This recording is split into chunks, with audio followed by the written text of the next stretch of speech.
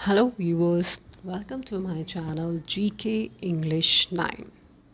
So let's learning English through small stories, and today's story is The Lion and the Bull. शेर और सांड की कहानी है ये, ठीक है। Once a lion, एक बार एक शेर राजा came to a river, वो रिवर के पास आया and was frightened, और वो डर गया। When he heard bellowing, जब उसने सुना क्या, bellowing is a verb, it is a sound of a deep sound of some kind of large animal, you can say सांड की आवाज़ है।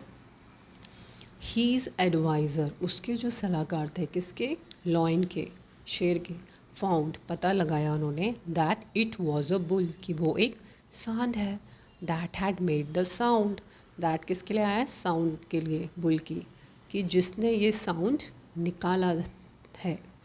अ जकाल सेड, जकाल यानी लोमड़ी, अ जकाल सेड, उसने कहा, that the bull had been send, कि बुल को भेजा गया है, बाय गॉड, भगवान ने उससे भेजा है, किस लिए, टू प्रोटेक्ट देयर किंगडम, उसके राज्य की रक्षा के लिए।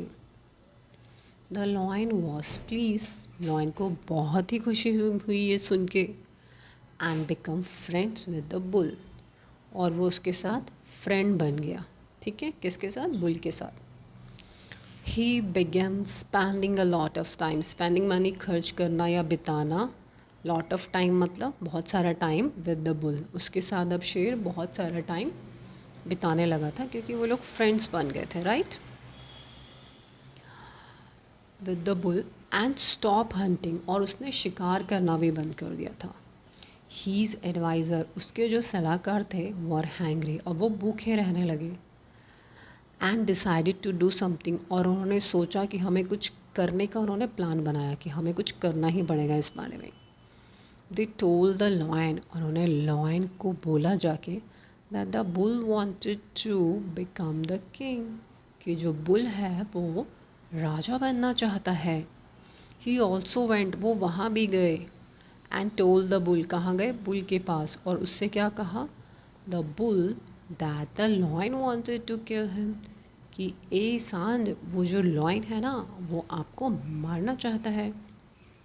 दिस इनरेज, इनरेज मतलब क्या होता है, it is also verb, second tense बन रहा है क्योंकि पास्ट टेंस में स्टोरी है, गुस्सा दिलाना, ये सुन के लॉयन को गुस्सा आ गया।